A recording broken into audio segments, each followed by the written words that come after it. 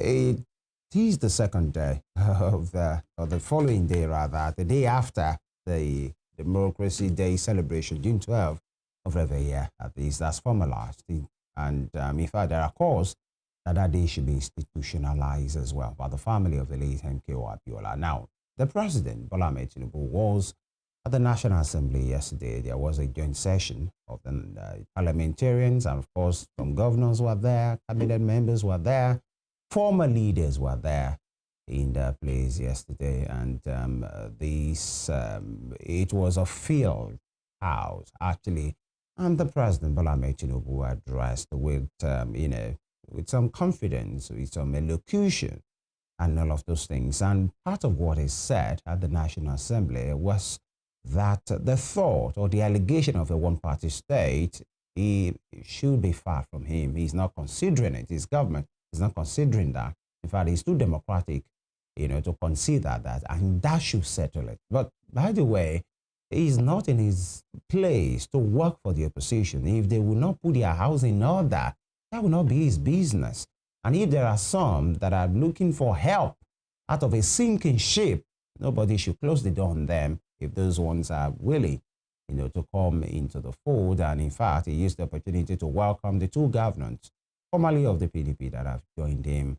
It was quite a scene to behold, that, for the humor or with the body language with which the president said those things. We allow you take a look. But before that, in the studios, we have gentlemen who are here with us to dissect the import of those messages by Mr. President. We have a journalist and, of course, public affairs analyst and somebody who was involved in the June 12 struggle, even professionally and personally, Bishop Jemwadewe. Good morning, sir.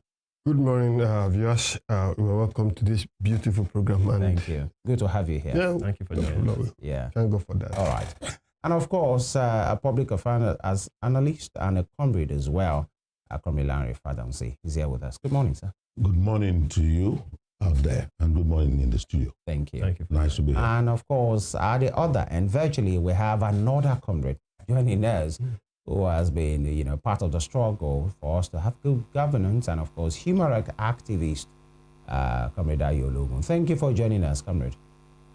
Good morning. Thank you for having me, and big regards to Brother Lanre in the studio and Bishop Adeoye. Good morning. Thank you very much. Gentlemen, the president spoke yesterday, and I allow you, and of course our distinguished viewers, to take a look. A one-party state is not in the oven, nor should it ever be. That said, we would be guilty of political malpractice if we close our door on those from other parties who now seek to join the APC.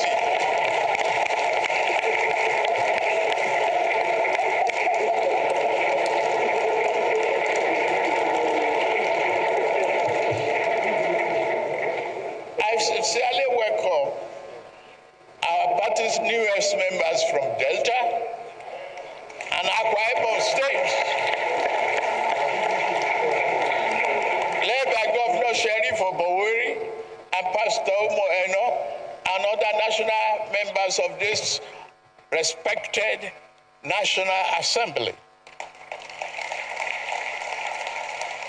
You are all welcome to the progressive fold. Nobody should close the door. Political parties fearful of members leaving may be better served by examining their internal processes and affairs rather than fearfully conjuring up demons that do not exist. For me, I would not say try your best to put your house in order. I will not help you to do so either. It is indeed a pleasure to witness you in such a disarray.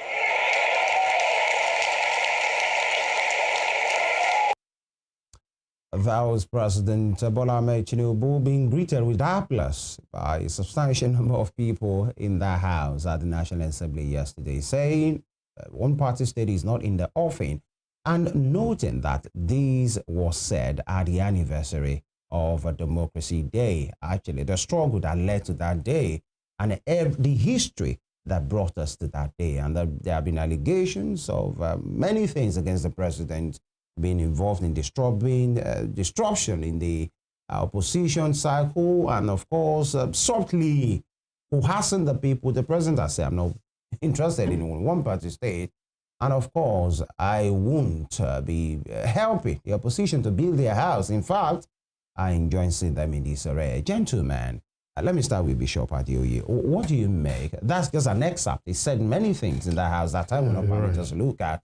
But knowing fully well where we are coming from, how we got here, with that speech of the president yesterday, let's start with that political posturing and the man saying, don't blame me for whatever that is happening. It is their business.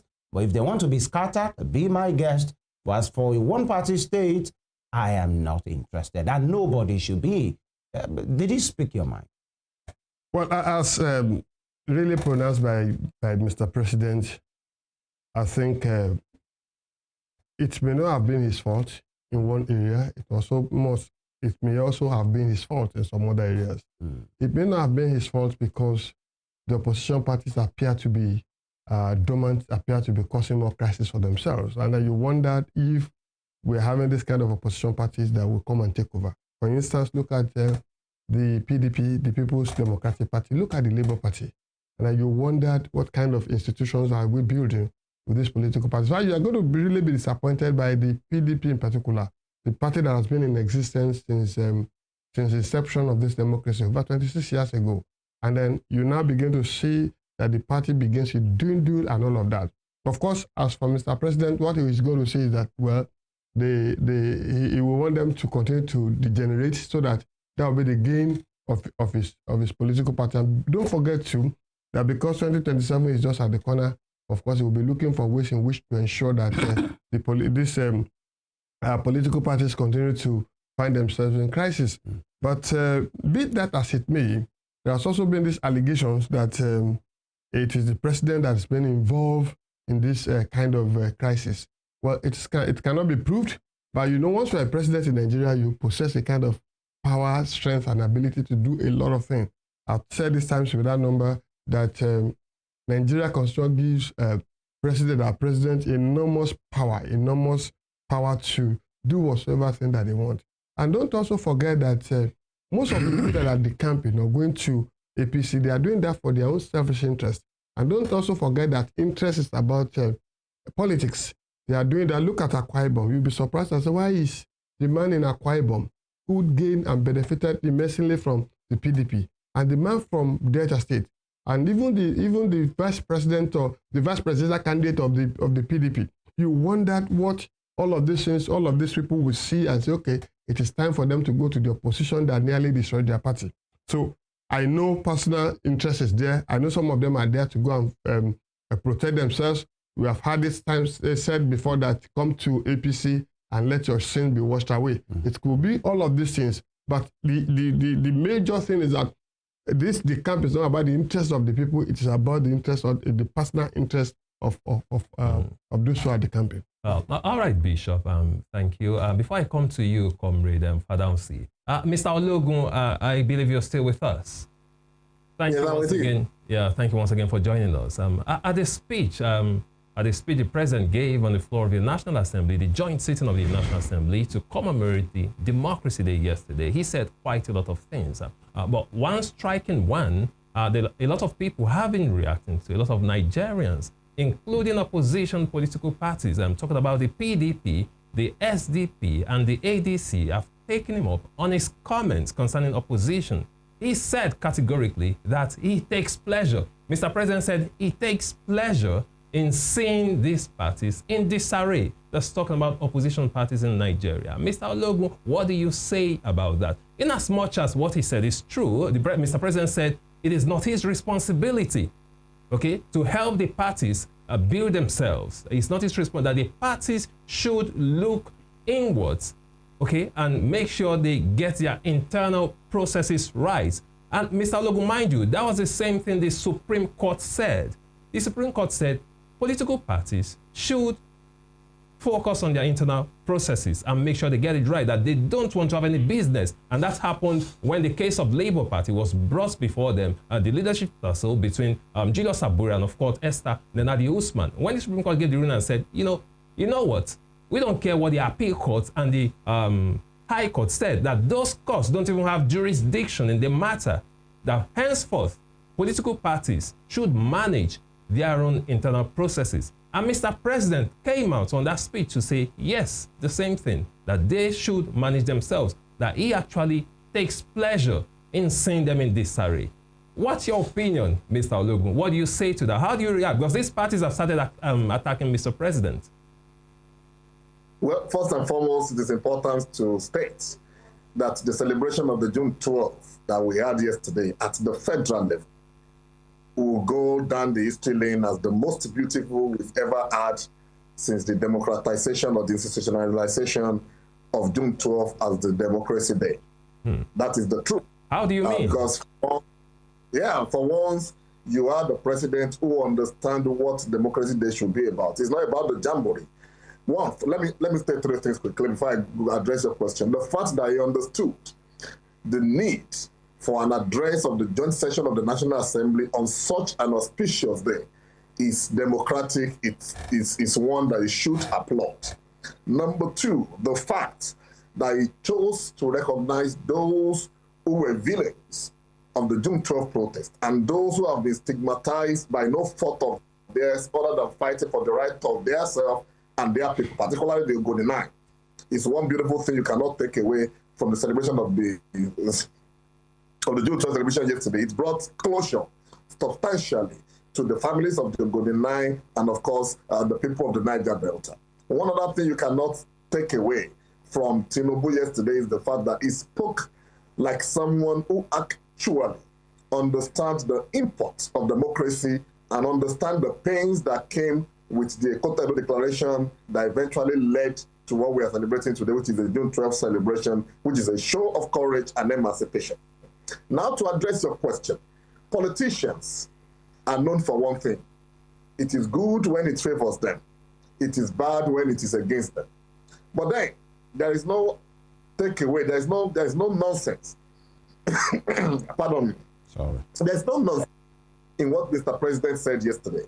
Whether what he said is statesmanly is another thing that we can debate. But everything he said yesterday were the simple truths.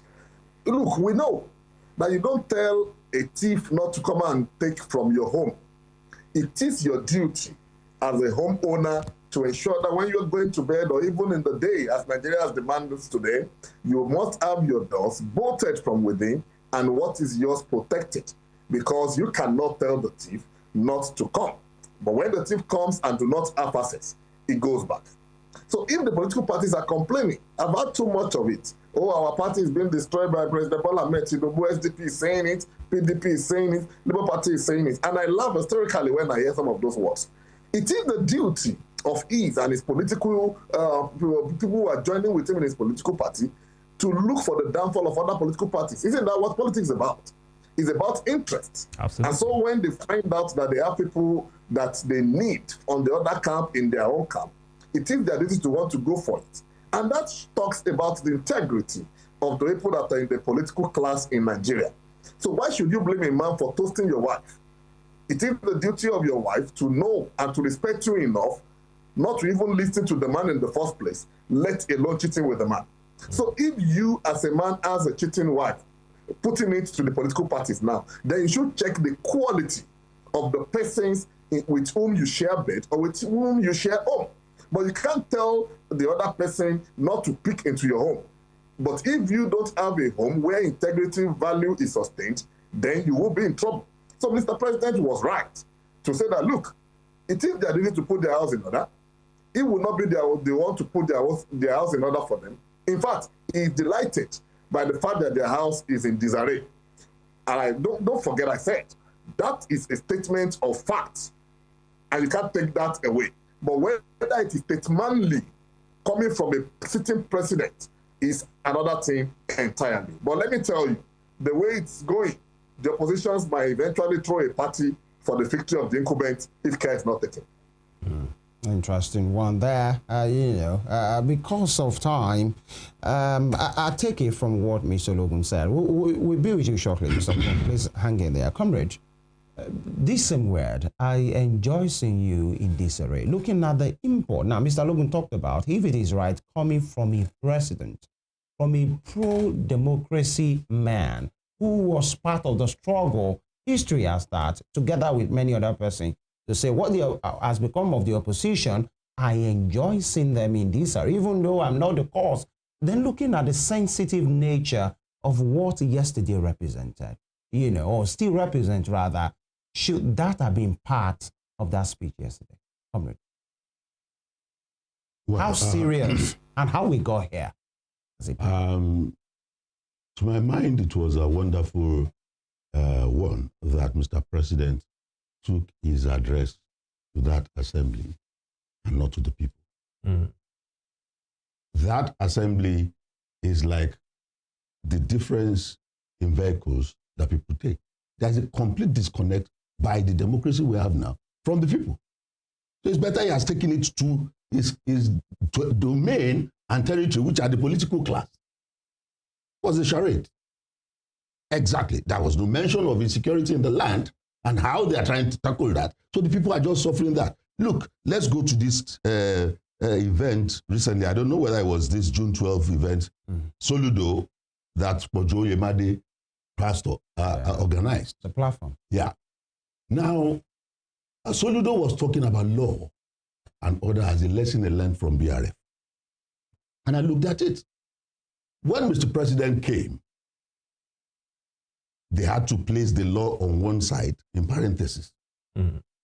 There was a law that says there is a term of duty for some judges who must retire at a particular point in time. And you had cases before these judges, and you increased their years of service. The IGP, you increased his years of service. So those whose career progression should have brought them into the office of IGP, you truncated it by, it's a calculation. So it's like Noah was calling people into his ark, and some people, remember that song, he said, some were eating and dining, just like the assembly of yesterday, while the people were on another side.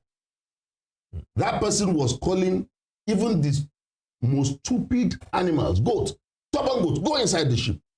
Look, the sword of Damocles and the Ides of March is what the political class is not seeing in Nigeria. The people are so, mismanaged. They are so sad. Your corruption is of the highest order. You are rejoicing. Let them all stay in one party. Are you saying the choice of venue was a wrong one? Absolutely. It was not wrong. He took it to his comfort zone. He was right. He was right because there had been a disconnect with the people. So why take it to them?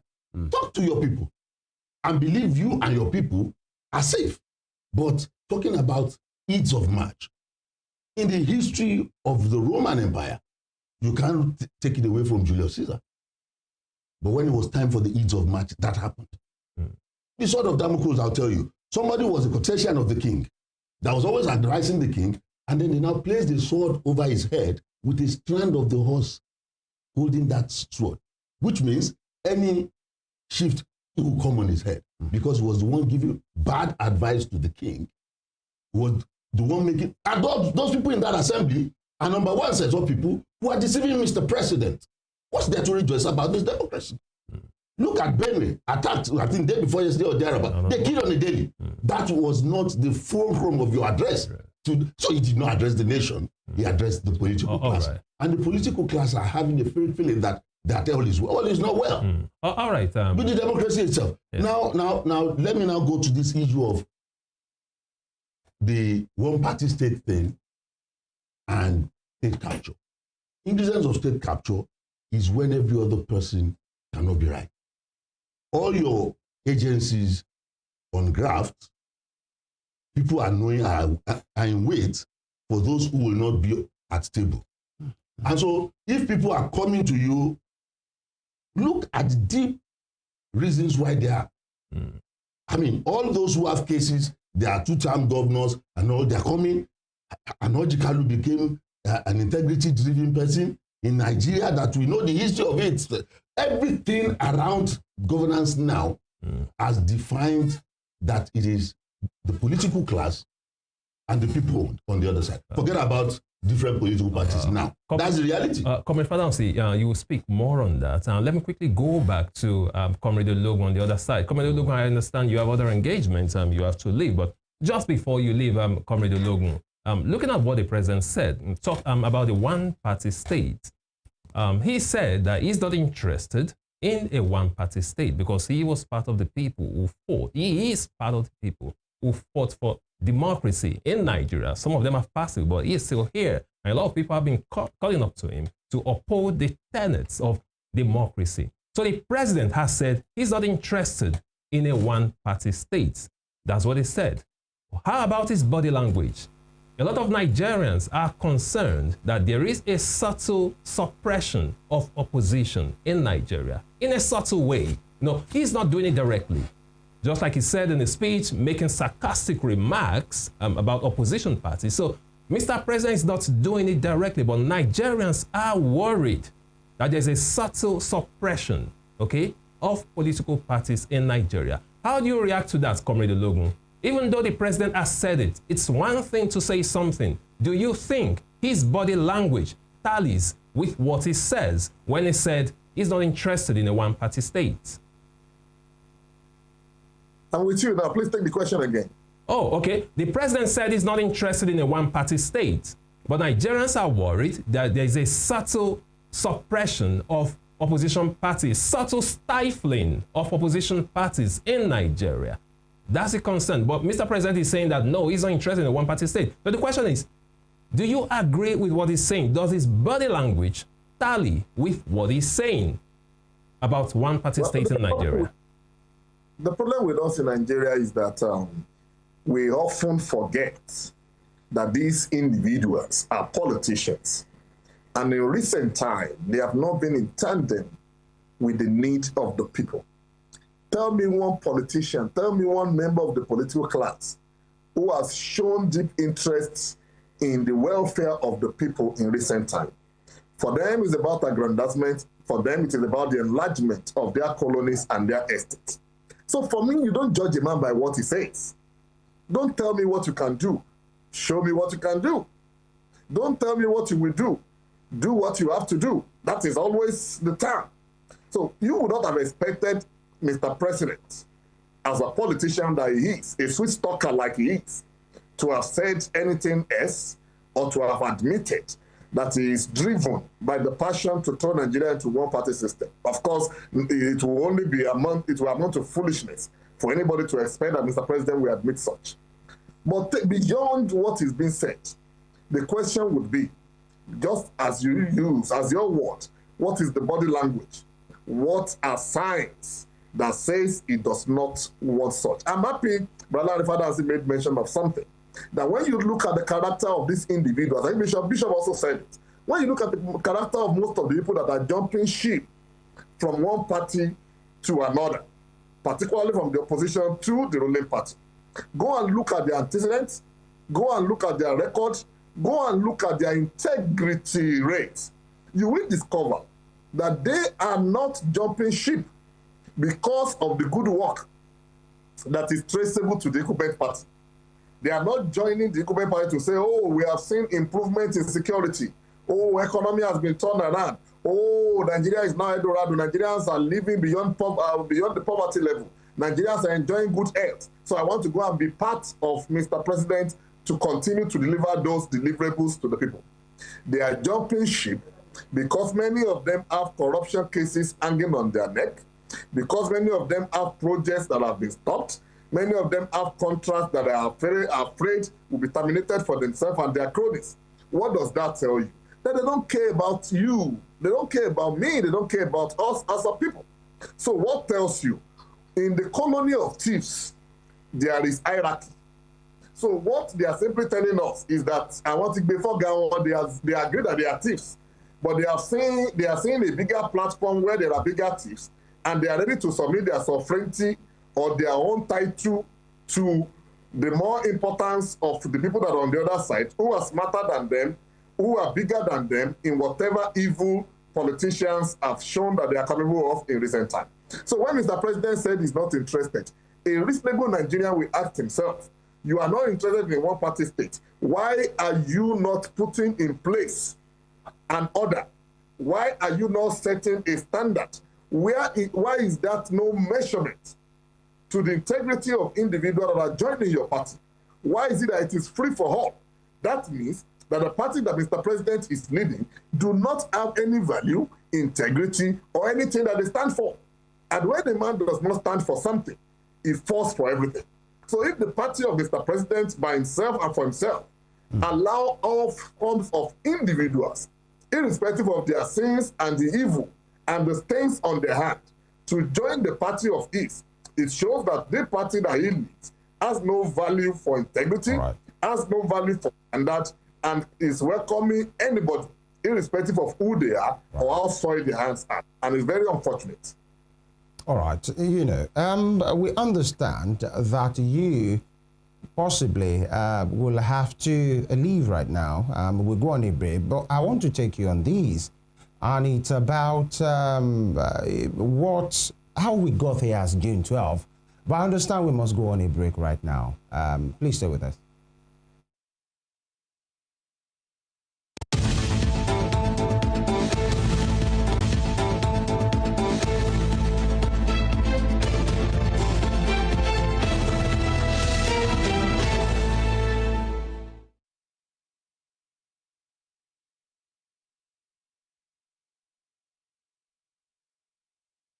All right, thank you very much for staying with us. The conversation is about what the president said yesterday.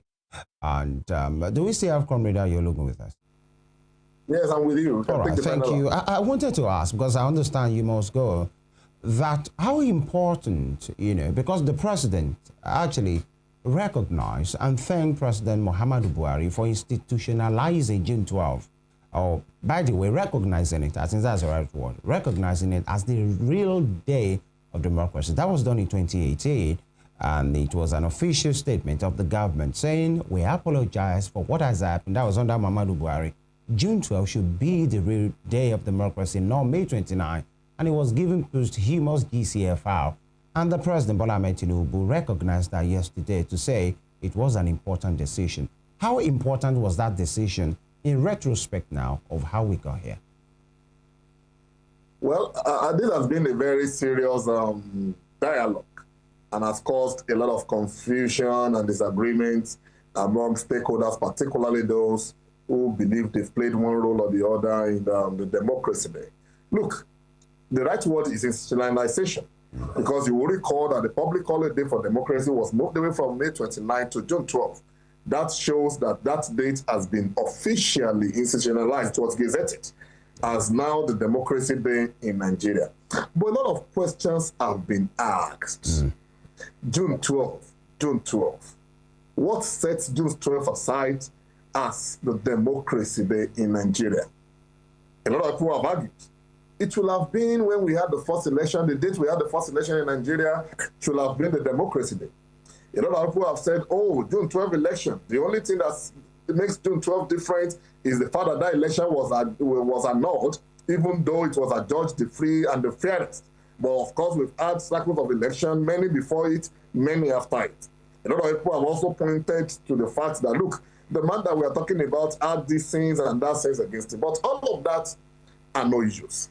What we should ask ourselves is, why, now whether we like it or not, except another government comes, June 12 continues to be our symbol of democracy, because we recognize that that is the day we probably will have had a shift from the norms of military rule and inconsistent democracy to one that Nigerians will have enjoyed. But I asked myself yesterday, I actually was pained and angry when I passed the street of Osogbo yesterday and I saw some of my colleagues at the operative of government gathered in a hall with all forms of Ankara and what have you, and it was claimed to be a celebration of June 12. What does June 12 symbolize? I was a young boy, but I remember how it was when we were on the streets and how the streets were at that time in 1993. And what are the three things for me that June 12 stands out for? Number one is should be a reminder of the courage of one individual.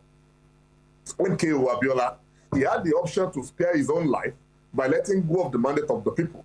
But he showed courage, and that courage is what culminated in the Cotonou Declaration.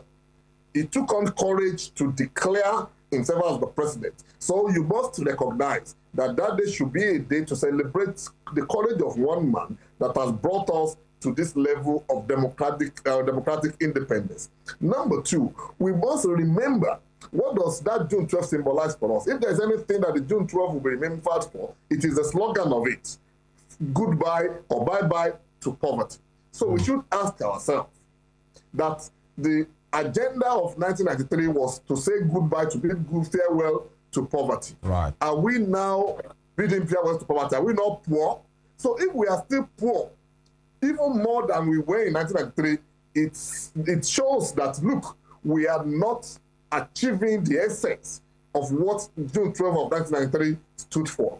The third thing would be, the June 12 should be a time to continually press the neck of government in power, whether at the federal level or at the state level, to remind them that, look, the people are not getting what they deserve, what you promised them, and what that day stands for. But when you gather in a hall, I'm not condemning posthumous award or awards being given, I've spoken about that. But when you gather in a hall and there is no serious discussion about what that day stood for, and all you do is to beat drum, to do some jamborees and share money and some food, and people, it's not about wearing t-shirts. It's not about rally. It should be a day of protest. It should be a day to demand the things that June 12 stood for. But now what we see is turning that day to a day of celebration, more of jamboree, than reminding ourselves what June 12, 1993 stood for, and ensuring that the government are continually reminded that until the things that June 12 of 1993 stands for are achieved, then there is nothing to celebrate. All right, Comrade Ayo Ologun, thank you so much for your contribution this morning. I understand you have to leave us now. Thank you for joining us on the show this morning, Comrade Ayo Ologun. Thank you very much for having me. It's my pleasure. All right, coming to you, Bishop. Looking at yesterday's event, the celebration of Democracy Day and the speech given by Mr. President at the floor of the National Assembly, where they had a joint sitting. I mean, a lot of Nigerians have been speaking, just like Comrade Fadansi said. He actually took that speech to his comfort zone, so to speak. So it wasn't as if the speech was about Nigerians and the pains that Nigerians are feeling most. That's what critics are saying. And here's what I mean. Let's look at insecurity, for instance. Nothing was said about insecurity. Just like Mr. Comrade Ayo Ologun put it, that serious matters were not discussed. It looked more like a jamboree. Critics will say it was just an image laundering forum for the president, just to paint the nation in good light. And of course, he was in front of those who were supporting him. Majority of them were his supporters, those who have been singing on your mandate. So he was actually comfortable where he was. How about Nigerians?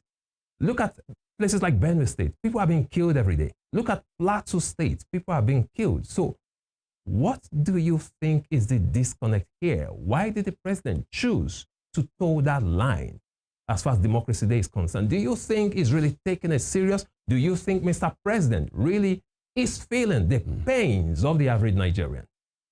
Well, in the first instance, the National Assembly ought to have been the main representative of people. Like Comrade Fadansi said, there's been this disconnect between the National Assembly, those who are governing us, and the governed, and those who are governing us, and those of us who have been governed. And let me say this too, 95% of the people at the National Assembly didn't know anything about June 12 because they were not part of it. I was a journalist at that time, and I remember that I have the privilege to serve in Lagos State during that time, serve in Lagos State, serve in Ogun State, serve in Oyo State, serve in Kwara State, serve in Ekiti State, and then come to Oyo State to start within this period, within the crisis that was. I think the real people who ought to have gotten the award were the street people, the students. The question is, where are the students? Where are Pengasan, Peng, and all of these people who participated in June 12? Those who struggled, the main struggler, not the people who just come out once and then go back to under the bed of their wives and they hide. Some of them even run away from Nigeria, whereas there are some people who cannot even go to anywhere.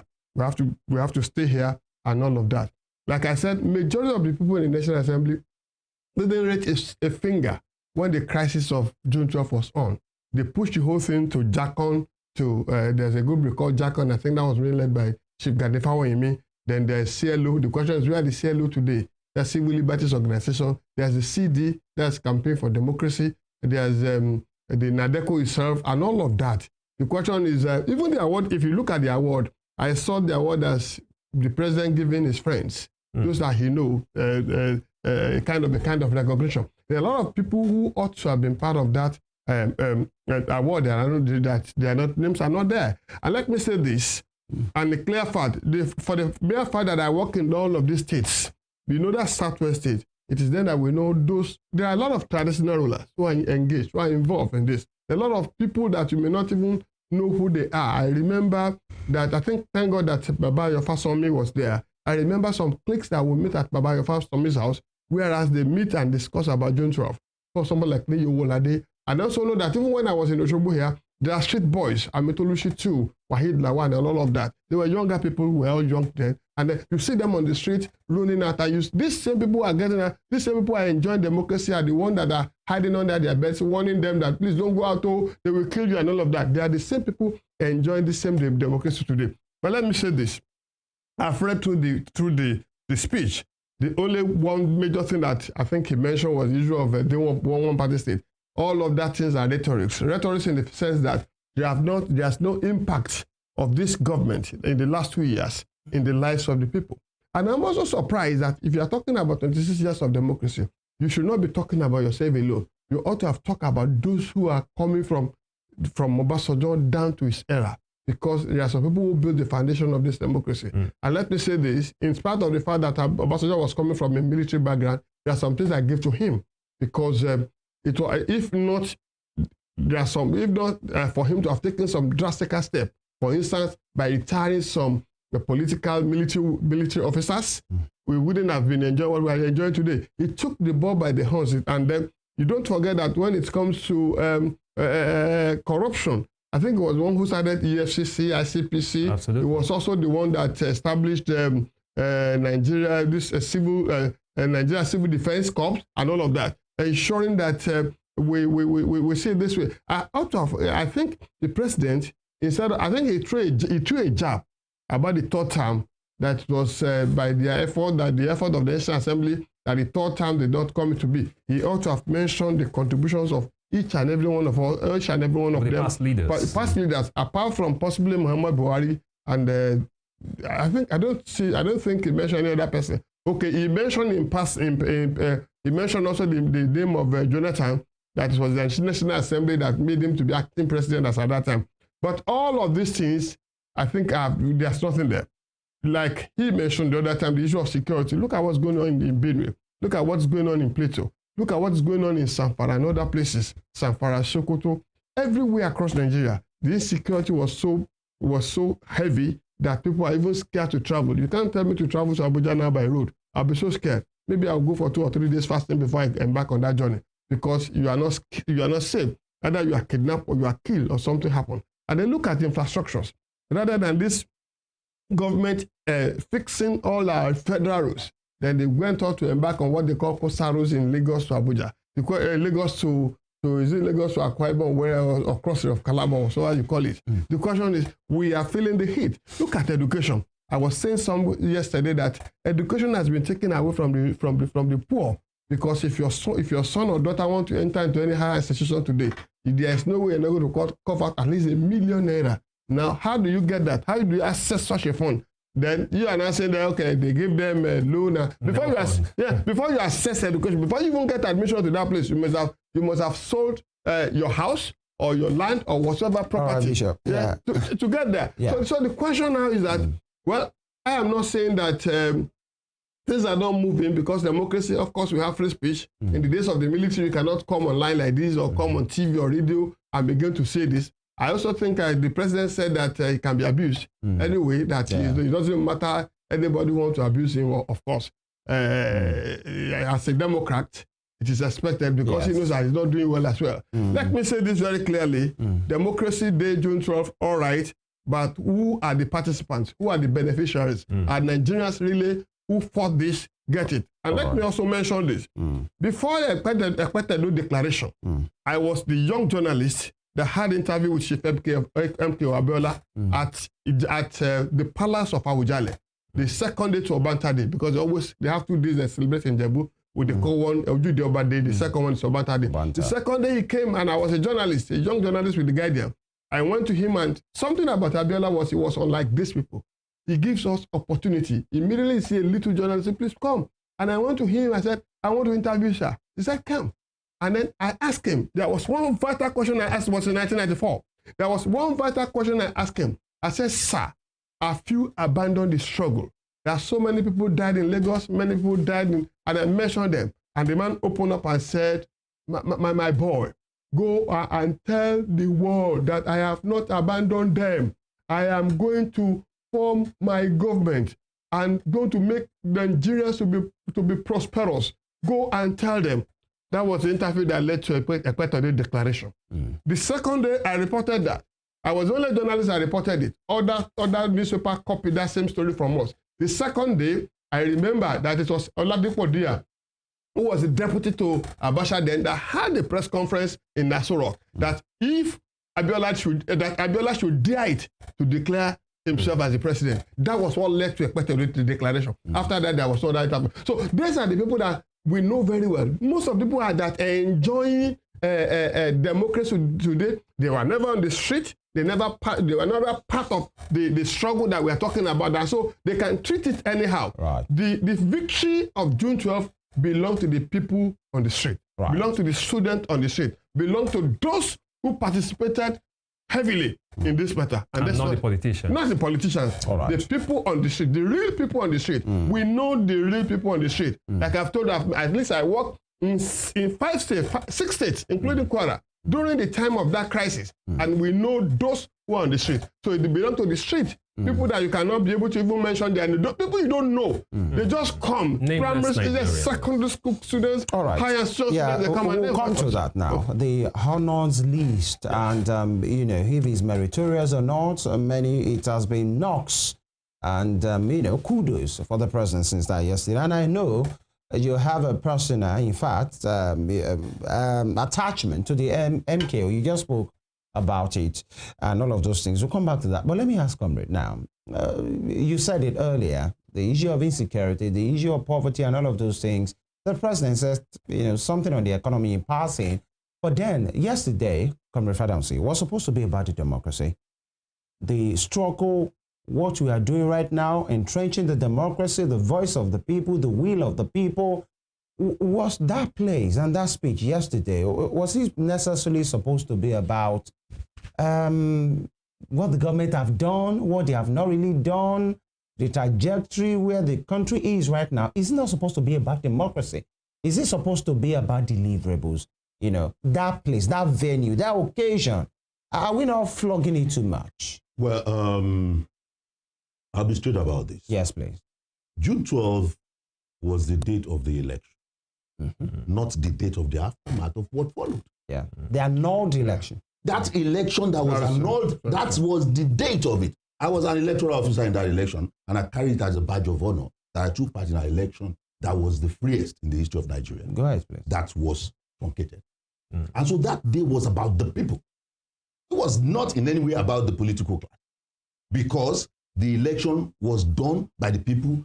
They stood in line, they waited till their turn, and they waited to be counted and be reckoned as part of that election. And that was what was annulled. The desire of the people, the wish of the people, the hopes of the people, and their dreams.